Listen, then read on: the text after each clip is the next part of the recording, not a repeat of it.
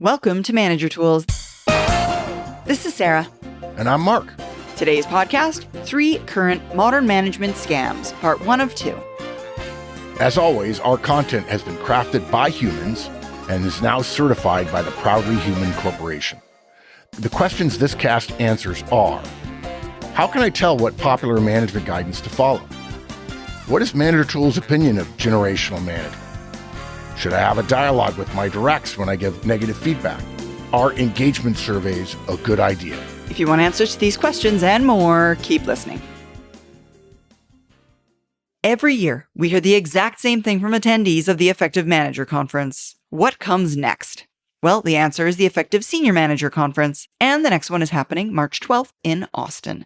This isn't a repeat of what you've already learned. It's the next level.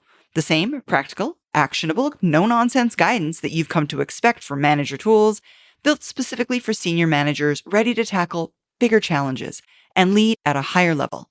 If you've been wondering what comes after the Effective Manager Conference, this is it. Visit manager-tools.com/Austin ESMC, that's AUSTIN ESMC, to learn more and secure your spot today.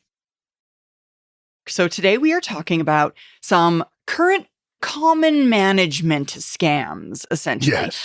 And for those folks who've been listening to us for a while, it's going to be a bit of a compendium of some of the guidance that you've maybe heard in other podcasts.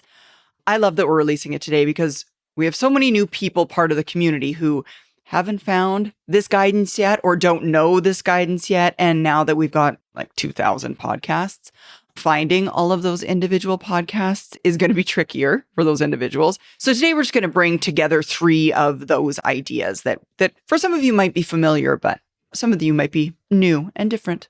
And if they get touched by these, they can dig into the other podcast, particularly engagement, which I think I mentioned in this cast. We wrote 100,000 words on engagement, even though we hate it. Exactly. So basically, management scams are inevitable. There's no way around it. There's 2 reasons for them.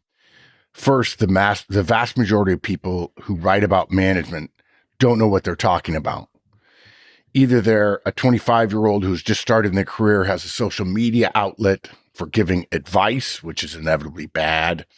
And they might say they learned about it in school, but they did not learn about it in an undergraduate program, because management, in terms of how managers manage people, is not taught. It's not even taught in MBA programs either. It's not taught in psychology.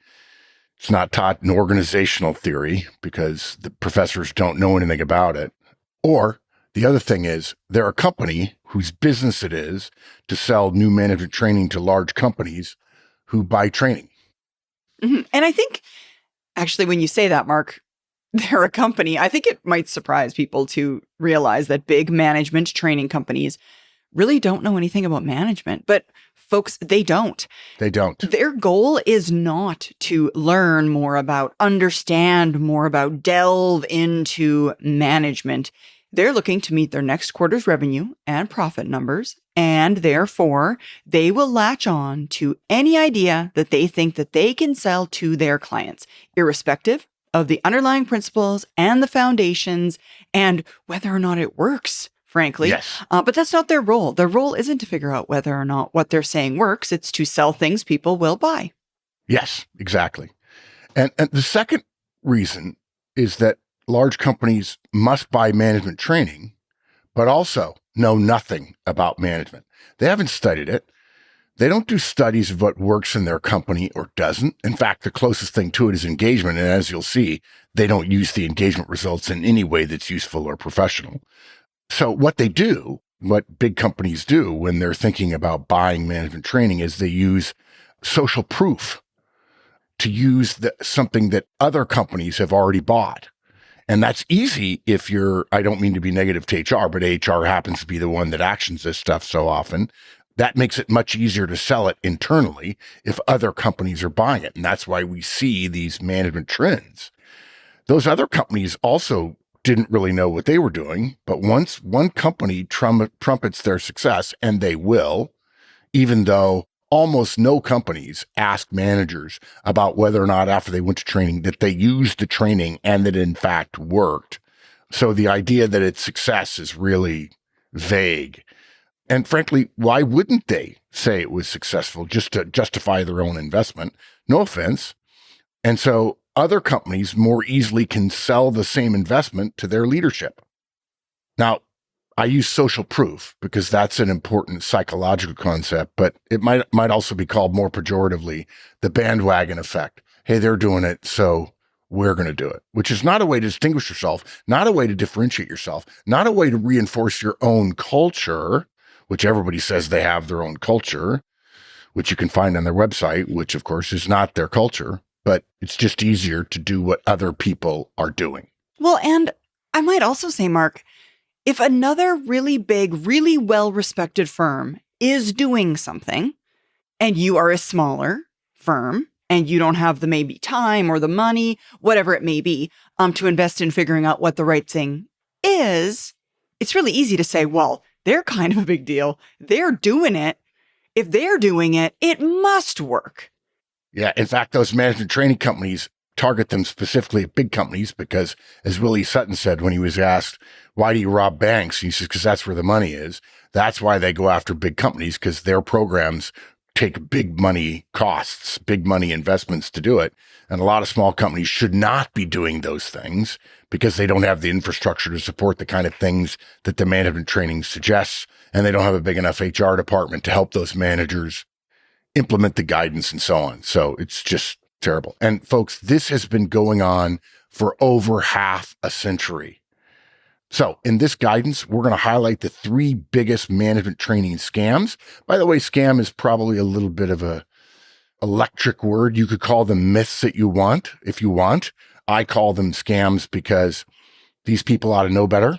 And in many cases, they do. A lot of these big management training companies, by the way, they don't teach some of this stuff anymore. They're on to the next thing. They don't want to train the next thing. They want all of their people training the new thing, so they don't have any other people sitting around waiting to train the old thing. Yeah, that's exactly it. And we're also going to talk about what you should do if you are trained on them by your company or you read a book where these scams are touted, if you will. Yeah. So our outline today, we got 3 things for you. First off, scam number 1, generational management. Scam number 2, engagement. And scam number 3, feedback, dialogue, and conversations. So let's start with generational management. And so, folks, just to be clear, generational management teaches managers to manage people differently based on their age group. The more accepted formal definition, if you will, is the practice of tailoring leadership styles to accommodate diverse values, communication preferences, and work styles of different age cohorts. Baby boomers, Gen X, millennials, Gen Z, etc. Exactly. And folks, generational management is a total scam. It's totally false, and it's ugly, frankly. Okay? It attempts to group people based on age and then tell managers how they should manage all those people in any one of those groups in similar ways. Folks, this is rank discrimination. As we have said for 20 years, managers manage individuals. How would you feel if somebody says, well, I've said this before in front of groups and people always get it really quickly. What if somebody said you're a new hire to a manager and the manager brings you in, let's say you're a woman or a person of color, and they say, hey, look, I've had some experience in managing women before, and because you're from that group, I'll be managing you just like I've managed all the other women who have worked for me. Wouldn't that immediately bother you ethically and also insult you personally? Oh, yeah, both. Yes, all the time. You're smart enough to know that. You expect to be managed as an individual. And a manager who says, I'm going to manage you based on your gender, or your race, your skin color, or your age is wrong, morally and ethically wrong. Absolutely. Folks, there are 2 important principles that generational management essentially violates. The first is really, really simple. A belief that people are actually different based on when they were born. So, for example, you've probably heard that millennials and Gen Z feel differently about the workplace than previous generations did. Well, You may also recognize, if you've heard these things, some phrases about these younger, if you will, generations. So, for example, Gen Z want their professional lives to be more closely aligned with their personal values. Or millennials want more work-family balance than their parents did. Or Gen Z wants more chance for advancement and professional growth. You've heard all these things said about the younger generation, whomever the younger generation may be at the time. But exactly. Yes, we throw them around. And this is how deeply you have been deceived by this scam. These are all phrases from what has now been changed. These are all phrases from a Wikipedia entry about the baby boom generation. The baby boom generation, when they were young, wanted these same things. Now, later in your career, you might start out your career thinking, I really do want more work-family balance. And then you get promoted a couple of times and you realize you're going to have to make some hard trade-offs because you have a chance to become a very senior executive. And thanks to the money, you will be able to take care of your family and possibly your kids' families for the rest of their lives. And so your viewpoint changes based on your relative success. These broad generalizing statements have been true about every generation that has ever come into the workplace. But generational management, touted extensively by the large management training and HR firms looking for fresh approaches to sell to their large clients, has always been incorrect, and it always will be incorrect. Yeah. And folks, if that's not enough for you, you want more proof, consider this paraphrase from a letter to the edition of the New York Times. It's a letter to the editor. A letter to the editor. A letter to the editor of the New York Times. And I quote, "The young professional men of today want to come in late, want to take long lunches, want to leave early, and then expect rapid promotions as well." And that letter was printed in 1895. Yeah, so what is that? That's 135 years ago. How many generations is that? It's before the baby boom generation. It's before the baby boomers, yes. Yeah. The fact is, folks, and when you think about this, you'll get it. All 40-year-olds have always thought all 20-year-olds are stupid and entitled. And all 60-year-olds have always thought that both groups were stupid and entitled. This is because of a real thing in psychology called the curse of knowledge. Once you learn something, you forget you ever didn't know it. And you then also assume that other people's know it too. So you forget you didn't know it when you were 20. You assume everybody knows it, including the 20-year-olds, even though that goes against the history of you not knowing it, but your memory has essentially papered over that.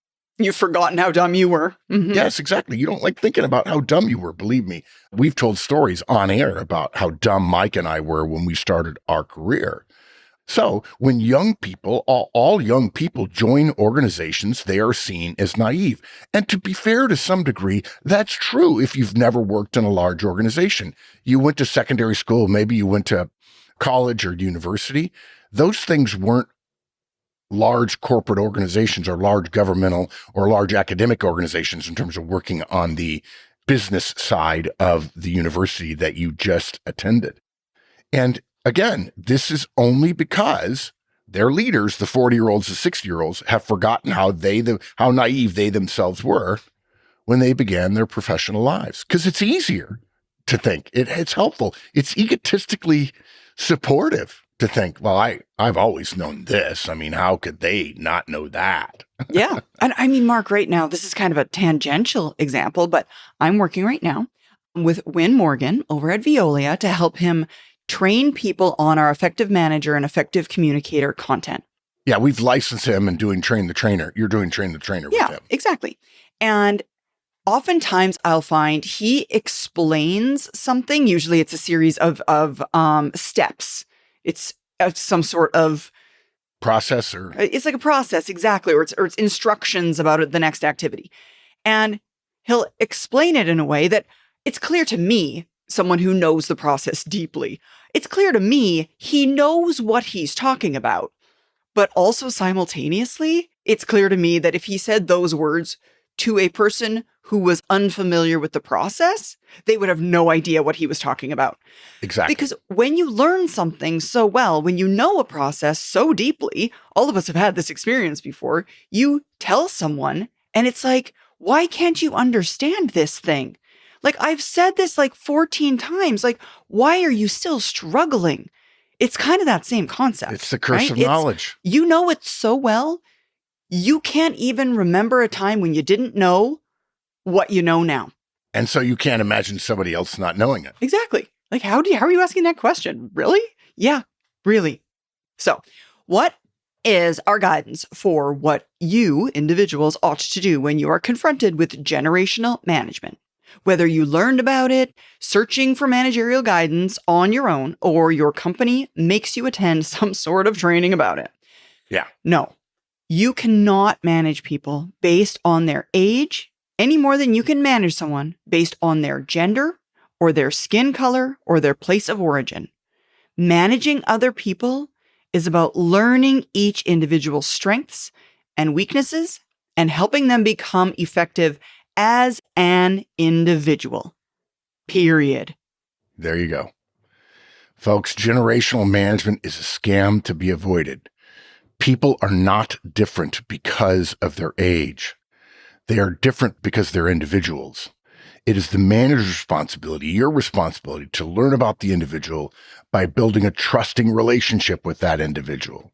And we recommend, obviously, we're going to be, what's the word? We're going to be a little bit selfish here and say, and by the way, when we developed all this stuff, we didn't know that generational management would come into being, but it's a perfect foil for the manager tools approach, which is you focus on the individual. We recommend you do that by using manager tools one-on-ones to get to know your people and develop a trusting relationship. Trust is the single biggest indicator, single biggest metric in terms of managerial effectiveness, results, and retention. As trust goes up, results and retention go up. And you must learn about them as a person and not as a member of a group. We strongly recommend you listen to our Career Tools Hall of Fame cast called Managing Cultural Diversity, the Wendy Curve, where we talk about this and we give you statistics about why people believe things about people in other countries, which is just not true, but the statistics suggest it might be true when in fact it is not. Exactly. Over here at Manager Tools, we have always believed that great management is a fundamentally human skill. And now we've got a certification to prove it. Manager Tools is officially purely human certified, meaning every framework, every tool, and every recommendation we deliver comes from real human experience and expertise. No AI-generated advice, just proven people-first management guidance trusted by professionals in over 180 countries. That is the Manager Tools standard. And now it's certified. You can learn more about us at manager-tools.com. So now we're going to go into scam number 2, engagement. Now, folks, the employee engagement movement is something that we have many, many podcasts about, and we'll link to them in this Hundreds guidance. of thousands of words. The employee engagement movement started with an academic paper by psychologist William Kahn in 1990. You might think that with the significance which is paid to engagement today, that this was a large study done on numerous professional employees. However, unfortunately, as with the start of many other of these management trends, Professor Kahn's work had very little grounding in corporate organizations. And folks, for the record, this is Mark. I did all of this research myself. I dug through all of the history of all of the papers written on engagement. I bet you if you ask 1,000 executives who have touted and then therefore used engagement in their organizations, they have never heard the name William Kahn. Agreed. And that should be an indicator. That should be an indicator. His original paper was a theory, the basis of which is sound in our opinion, that the level of engagement employees had at work made a difference in their effectiveness.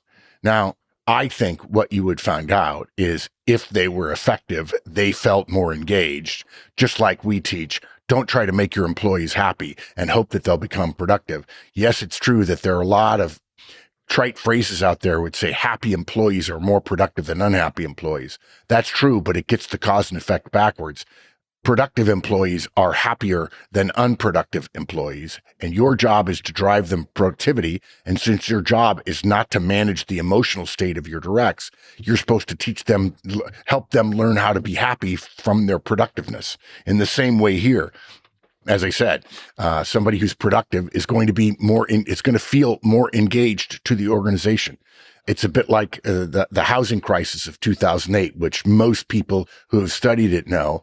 The origins of it were the idea among governmental employees that since owning a home is a very good indicator of someone who is middle class, and I'm not just talking about the middle class in the USA, where Sarah and I are, but rather there's a general belief that middle class, the economic middle class in countries, is the reason why the economy does so well. The building of a middle class has been huge to Mexico. Mexico's improvement in the last 50 years has been incredible because people have gotten to the middle class and they've started being able to buy their own homes.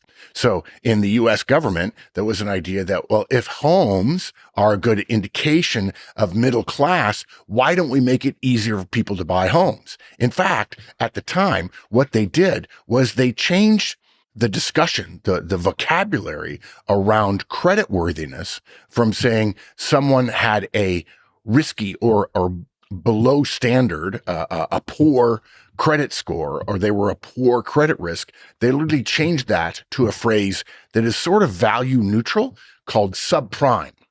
Okay. By the way, if you hear somebody say subprime, that means loaning to someone who doesn't meet the accepted standard for whatever they're borrowing money for. So the idea was, let's get these people homes, and then, of course, we will have made them middle class, and that will be beneficial to the country and to the world, frankly.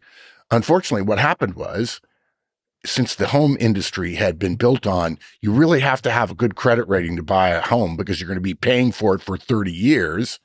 If you lower your credit standards, you massively increase the number of defaults on those loans that happen. And that's what led to the 2008 debate. It's when you put engagement before productivity, or happiness before productivity, or home ownership before middle class, the standard of being in the middle class, you put the cart before the horse and you end up creating real problems. Nevertheless, this start of the engagement concept, you might think, well, there was some significant corporate input, or there was some studies done on corporations and so on. Now, you'd be mistaken. The start of engagement was tested on 12 camp counselors and staff and only 12 employees of an architectural firm, which was privately owned and small. Okay. He interviewed them, Professor Kahn, who I still think highly of, interviewed them regarding their, quote, moments of engagement and disengagement from their work. He then applied his conclusions from those interviews to his beliefs regarding his theory, which, to be fair to him, is how many psychological concepts are initially tested and then grown. And his theory was that bringing one's whole self to work was necessary for them to engage effectively. We, by the way, have since learned that bringing your whole self to work is not an effective professional development process, but be that as it may. Mm-hmm. So, folks, that was essentially the beginning, the seed, if you will, of engagement. From that beginning, for the next decade, other psychologists continued to evaluate, extend, and then further evaluate that theory. Yeah, that's how it works. Mm-hmm. And there appears to, beyond this, again, Mark did this research, only one paper with a larger sample size attempting to validate Professor Kahn's work. There are many other scholarly articles regarding the theory, but as is often the case with these studies and papers, the authors reasonably attempted to combine their own psychological theories with Dr. Kahn's theories. Kahn's original ideas have somewhat gotten lost in the ongoing growth of the employee engagement theory. Though, to be fair, this is again normal in psychological research. Yeah, it wasn't organizational research. It was psychological research. But starting at the turn of the century, employee engagement really started to take off. And to be fair, with a name like that, who doesn't like employees who are engaged, it stood a better chance than normal among fads. We all still love a good turn of phrase. What this meant was that outside of the academic world and the research going on, human resource consulting firms and HR management firms and HRIS, Human Resource Information System platforms, were free to create engagement businesses without being tied to a fully developed, fully measured, and fully tested concept. And folks, the only reason any of this is possible is because most corporate organizations, the customers, if you will, of the HR industry, don't do exhaustive reviews of all the theories that underpin all of the products that they purchase. But they do like a marketable concept. And what company, going back to what Mark said a second ago, doesn't want your employees to be engaged? We're not monsters over here. Of course we want engaged employees. Yeah. And this is the genesis of the explosion of engagement, roughly 25 years ago. Now, just the idea of engagement was popular. But firms who wanted to sell services around it were not tied to the original idea or the academic research in any way. No, absolutely not. Of course they weren't. They just took the idea and ran with it. Again, going back to what we said earlier, because their goal is to sell things to people. And folks, the earliest significant player in this engagement industry was Gallup with their Q12 engagement survey. They started earlier than most, and in our opinion, their Q12 survey is probably the best we've seen. Gallup is known for their research, and we generally admire their work. We do. Since then, others in the engagement industry have created their own surveys measuring what they believe are the indicators or drivers of engagement. And this is one of our problems with the engagement industry. They all say they're measuring the same thing, engagement, but none of them are, because they can't infringe on competitors' surveys, and engagement is impossible to define unless you create something and then say, we believe this is what engagement is based on these questions. And so they're all right. Some have 12 questions, some have 25 questions, some have 45 questions. Sadly, some have over 100. Think about that in terms of the time of day you have to spend filling out an engagement survey. I actually know of one company who they were so careful about the engagement survey, they would not let people do it on anything but their desktop computer or the laptop logged into the corporate system locally, rather not at home. And managers had to take 45 minutes out of the middle of their day to take the engagement survey, and their employees too. And folks, they're all different questions. Some subtly, some not subtly at all. They literally say they're measuring the same thing, and they don't ask the same questions. And in fact, again, they use wildly different questions. This can't all be engagement, unless engagement is loosely defined, and so much the better for companies who are attempting to profit on it. Thanks, folks. Join us again next week as we continue this topic. Now help us help others and tell your friends. And of course, follow, rate, and review our podcast. And remember, 5 stars only, please.